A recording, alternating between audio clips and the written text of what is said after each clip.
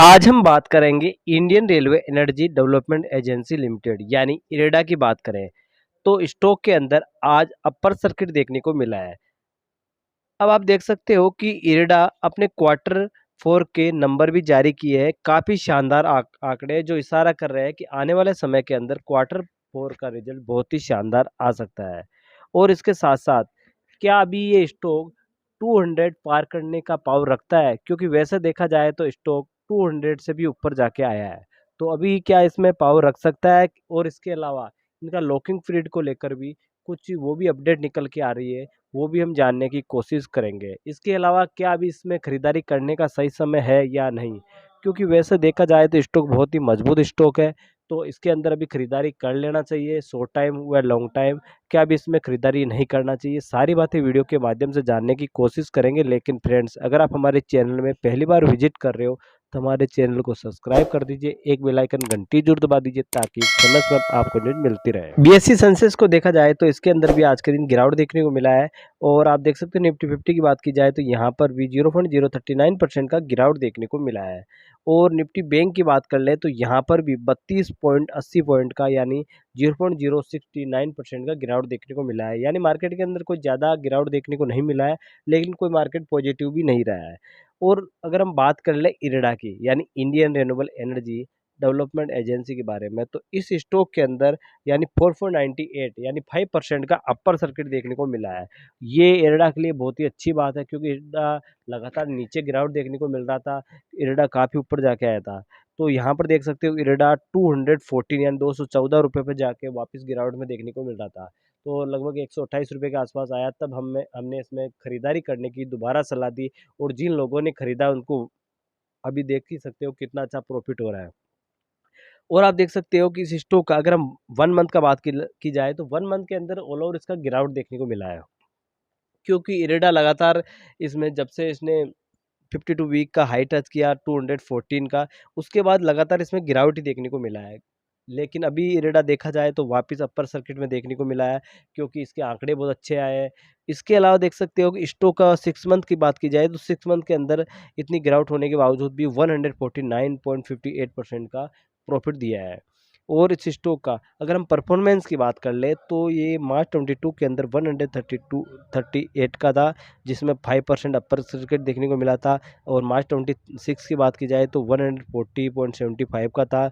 और आप देख सकते हो कि 27 की बात की जाए तो 136 यानी 3.4% का गिरावट देखने को मिला है। और मार्च 28 के दिन भी 0.1% की गिरावट देखने को मिला।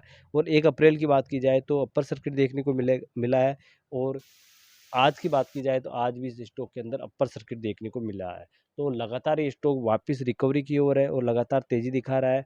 इसके अलावा न्यूज़ की बात कर ले तो इसके जो आंकड़े आए हैं, जो लोन के आंकड़े, उसमें भी ग्रोथ हुआ है और इसके आंकड़े बहुत ही शानदार आए हैं। न्यूज़ की बात की जाए तो देख सकते हो development agency IREDA Ltd are locked in a 5% upper circuit on Tuesday April 2 after in state run company said it witnessed record loan growth for the recently consolidated financial year 2023-2024। यानी company ने आयरेडा ने company ने मंगलवार को 2 अप्रैल को 5% का upper circuit के साथ बंद हुआ है। और इसके साथ ही इन्होंने हाल ही में साप्ताहिक वित्तीय वर्ष 2023-2024 के लिए रिकॉर्ड वृद्धि की है जो ऋण के अंदर। और इसके अलावा देख सकते हो पीएसयू ने कहा है कि उसने वित्त वर्ष 24 से यानी 37,354 करोड़ अब तक की सबसे अधिक ऋण स्वीकृति दर्ज की है। जबकि ऋण दिया उन्होंने 25,089 करोड़ का। और ऐसे ही अगर आयरेडा का देखा जाए तो आप देख सकते हो 59,650 यानी 59,650 करोड़ इन्होंने लोन दे दिया है, जो कि अगर देखा जाए तो 26.71% की रिकॉर्ड वृद्धि हुई है। तो आयरेडा के लिए आप देख सकते हो कि कितनी ज़बरदस्त रिकॉर्ड वृद्धि हुई है लोन के अंदर। तो ये कहीं ना कहीं आयरेडा के बहुत ही ज़बरदस्त आंकड़ा देखने को मिल रहा है।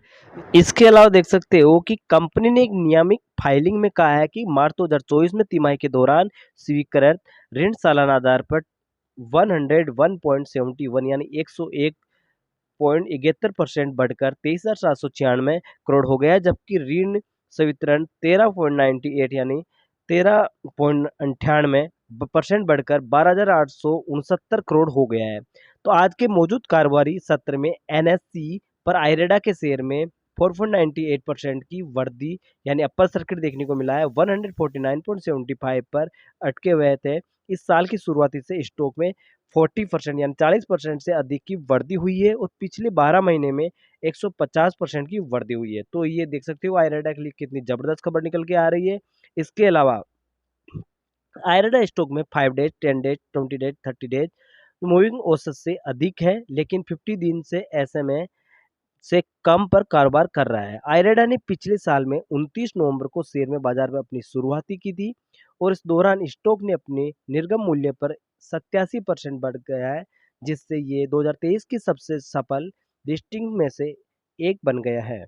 राज्य द्वारा संचालित कंपनी की आईपीओ को 38.8 गुना सब्सक्राइब किया गया था और जिसका नेतृत्व मुख्य रूप से संस्थागत निवेशकों ने किया था, जिनके हिस्सों को 104 गुना सब्सक्राइब किया था। रिटेल हिस्से में 7.7 गुना सब्सक्राइब देखा गया था। तो आईरेडा का बहुत ही जबरदस्त से जब ये आईपीओ आया था तब भी अच्छा देखने को मिला था। इसके अलावा देख सकते हो कि 31 दिसंबर को साप्ताहिक तिमाही के लिए आईरेडा ने अपने प्रबंधक में तहत संपत्ति पीएसयू में साल दर साल 33.5% की वृद्धि दर्ज की है, जबकि सकल एनपीएस सितंबर में 3.13% की बढ़कर 2.9% हो गया। दिसंबर 2023 के तिमाही में शेयर होल्डिंग पैटर्न के अनुसार आईरेडा में कम से कम 15 म्यूचुअल फंडों की 2.87 हिस्सेदारी है। कंपनियों में सरकार की 75% हिस्सेदारी है।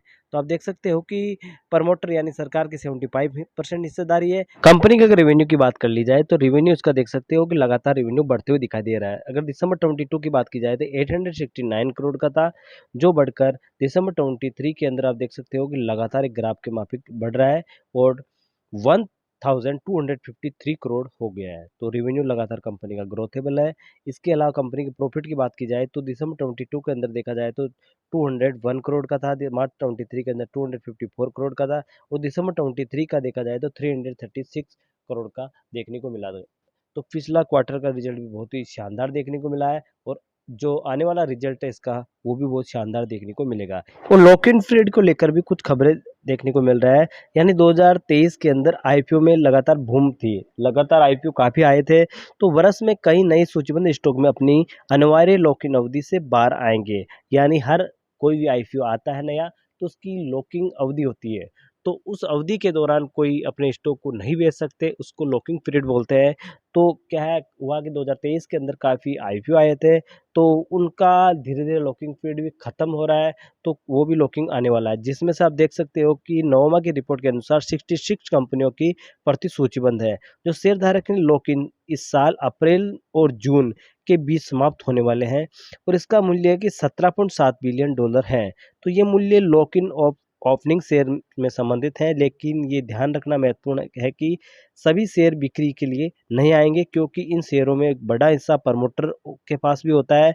तो प्रमोटर का हिस्सा है। इसके अलावा क्या होता है कि लॉकिंग पीरियड होता है, तो काफ़ी लॉकिंग पीरियड भी खत्म होने जा रहा है। जैसे आईरेडा के भी कुछ दिन बाद लॉकिंग पीरियड कई खत्म होने जा रहा है। तो promoter and other share holder होते हैं, जो प्रमोटर और अन्य शेयरधारकों के एक लॉकिंग इन समाप्ति नियम अलग-अलग होते हैं। प्रमोटर का नियम ये होता है कि कोई भी आईपीओ आता है तो उसके 18 महीने के बाद अपने खुले बाजार में पोस्ट यानी बेच सकता है।